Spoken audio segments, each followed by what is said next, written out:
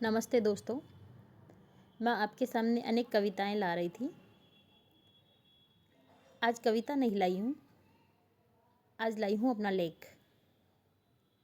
एक लेख जो एक विचारने बिंदु पर आधारित है, जो वर्तमान में शिक्षा प्रणाली है, उस शिक्षा प्रणाली को लेकर लिखा गया है।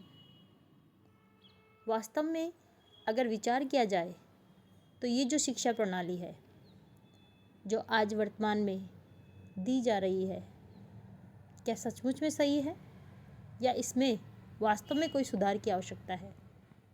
मैं अपने लेख के माध्यम से आपको समझाने का प्रयास कर रही हूँ। विचार अगर अच्छे लगे हों तो मुझे ज़रूर बताइएगा। 2 पीढ़ियों के बाद इस घर में तीसरी पीढ़ी का निवास चल रहा है। घर में बनी सीढ़ियाँ ऐसे भारी पत्थरों से क्रमबद्ध है जैसे पहले के राजमहलों में हुआ करती थी। संकरी 1 फीट ऊंची, जिस पर चढ़ने के लिए 90 डिग्री एंगल घुटने का प्रयोग करना पड़ता है। घर की इन सीढ़ियों में रोशनी की कोई व्यवस्था नहीं है।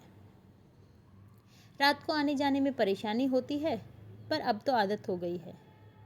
मेरे बच्चों को रात में आने से डर लगता है, क्योंकि एक तो सीढ़ियों की बनावट, दूसरा उसमें रहने वाला अंधेरा।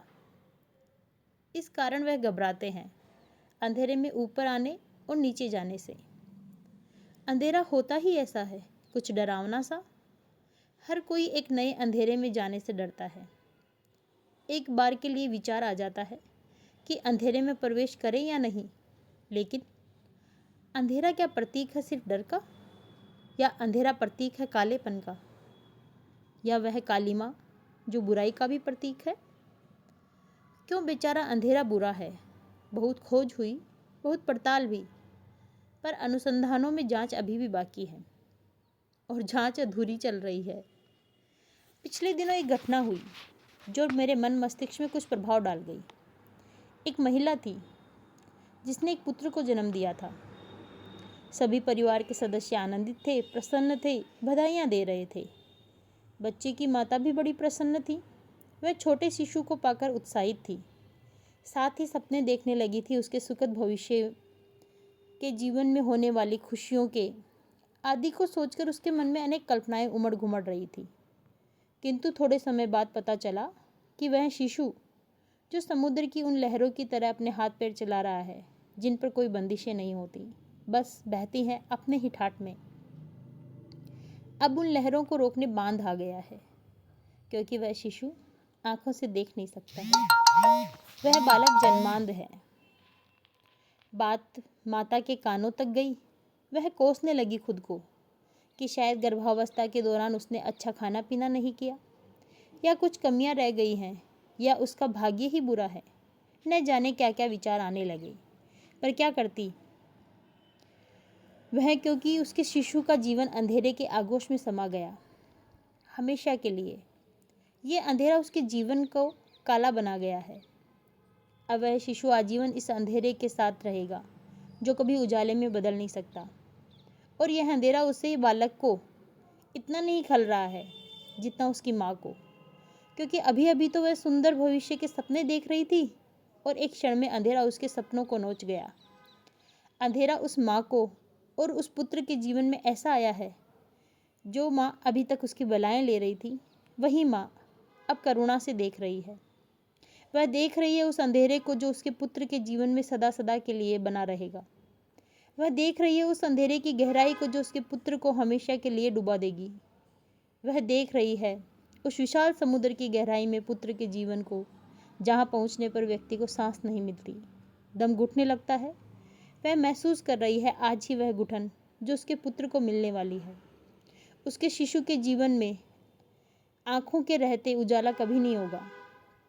यह अंधेरा सत्य है उसके जीवन का। हर रोज सूर्य अपनी किरणें बिखरेगा, पर उसका पुत्र उन किरणों को नहीं देख सकेगा। वह किरणें उसके जीवन में रोशनी नहीं दे सकती। वह अंधेरा बस महसूस हो रहा है, जो एक दिन उसके जीवन में डर, दुख, संकोच आदि का कारण बन जाएगा। अब उस अंधेरों को महसूस करने के लिए मैंने भी अपनी आंखें बंद की। जैसे ही आंखों को बंद किया, नज़रों के सामने से सब ओझल हो गया। यह प्रकृति, यह परिवार, यह घर और ये सदस्य, साथ ही संपूर्ण संसार जैसे गायब ही हो गया है। बात बस आंखों के खुलने और बंद करने की ही तो है, बस इस जीवन को जीने की ही तो है। क्यों फैल जाता है जीवन में अंधेरा, एक ऐसा अंधेरा जो उस व्यक्ति के जीवन को बुरा बना देता है। यह अंधेरा व्यक्ति के जीवन का हिस्सा बन जाता है। एक आंख बंद हमारी मृत्यु के समय भी होती है। तब भी छा जाता है अंधेरा उस माँ के जीवन में जिसका पुत्र मृत्यु को प्राप्त हो गया, उस पत्नी के जीवन में जिसका पति उसे छोड़कर चला गया, उस बच्चे के जीवन में जिसका पिता उसे छोड़ गया है। बस आंखें बंद और सब ओझल। बात बस अंतिम सांस तक रुकने की है। पर वास्तव में जीवन का अंधेरा केवल आंख बंद करने तक की बात नहीं है। इन बातों पर विचार करते करते जब मन की गहराइयों में बैठकर शब्दों के तारों को खींचकर बाहर लाती हूँ तो देखती हूँ कि रोशनियाँ जो इस दुनिया में फैली हैं वह क्यों अंधेरे का सामना नहीं कर पाती हैं। अंधेरा क्यों इतना खतरनाक है? क्या और भी कुछ अंधेरे हैं जो जीवन को काला बना देते हैं? तो इस बात को करते करते हम एक ऐसे माता पिता जिनकी इकलौती संतान उनका बेटा है, उनके जीवन का सहारा है। बड़े प्यार और दुलार के साथ उन्होंने इसको पाला और अपनी आंखों के सामने बड़ा होते देखा। बालक का प्रवेश किशोरावस्था में हो गया है। कुछ साथी है उसके जो घर आते जाते हैं। एक खास दोस्त है उसका जो घर पर ज़्यादा आता है। एक दिन पिताजी ने दोनों को एक साथ देखा। दोनों के हाथों में सिगरेट थी। पिताजी ने उसे डांटा धमकाया और पूछा कि कब से चल रहा है। बिना उत्तर दिए निकल गया। जांच पड़ताल पर पता चला कि वह सिगरेट के साथ साथ शराब भी पीने लगा है। कुछ ऐसे स्थानों पर जाने लगा है जहां जाना बच्चों के लिए मना है। वास्तव में बात यह है कि वह बालक पूरी तरह से अनैतिक आचरण की ओर अग्रसर हो गया है। बालक की चाल ढाल देखकर माता पिता अब कुछ दुखी रहने लगे। उनकी आंखों से नींद गायब होने लगी। कभी कभी खाली बैठे बैठे उनकी खुली आंखों में अंधेरा छा जाता है। यही होता है अंधेरे का सबसे खतरनाक प्रकार, जब खुली आंखें हों और अंधेरा सामने।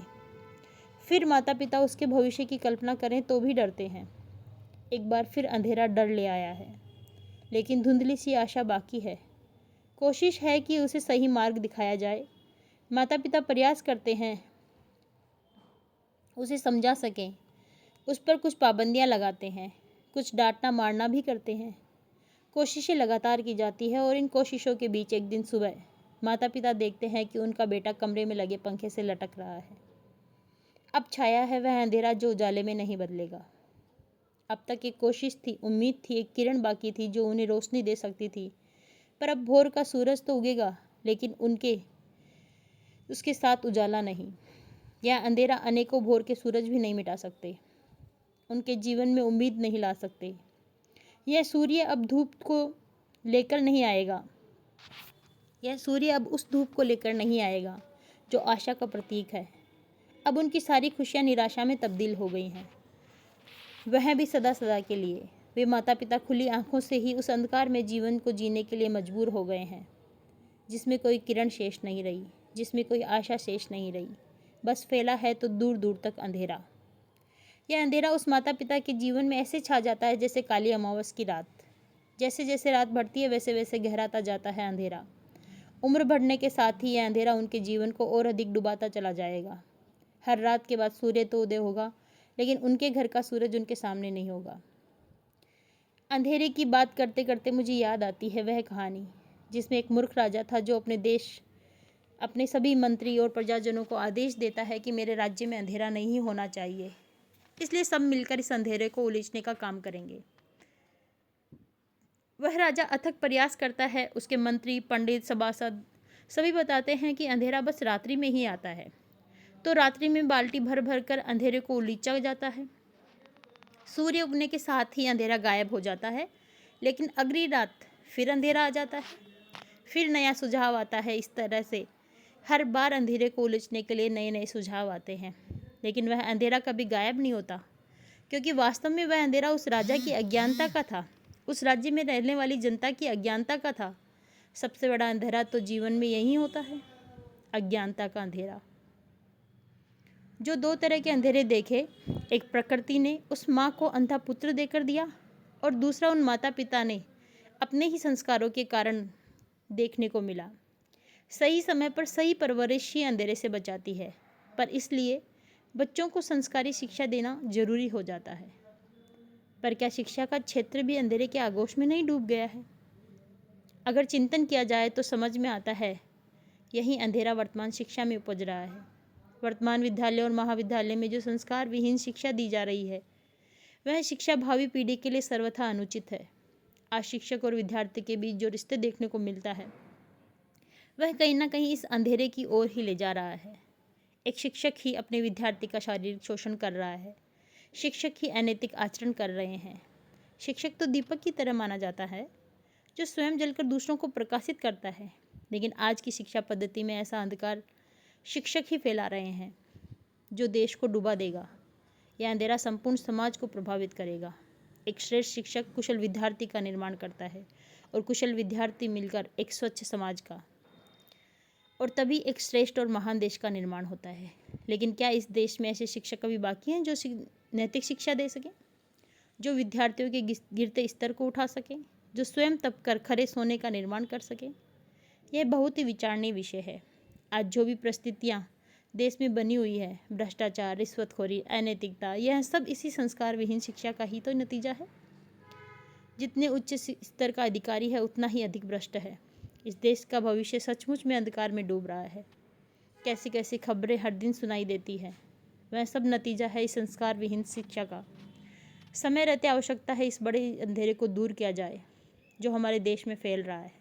आवश्यकता है ऐसी शिक्षा की जो हमें मानवता सिखा सके, जो सद्भावनाओं का विकास कर सके, वसुदैव कुटुंबकम की अवधारणा को स्थापित कर सके, जो गुण विहीन मानव का निर्माण करती है। इस शिक्षा के स्तर में सुधार की आवश्यकता है। गुणों से युक्त शिक्षा की आवश्यकता है। यह कुछ विचार थे जो मैंने आपके सामने रखे हैं। आपकी प्रतिक्रियाएं मुझे अवश्य दें।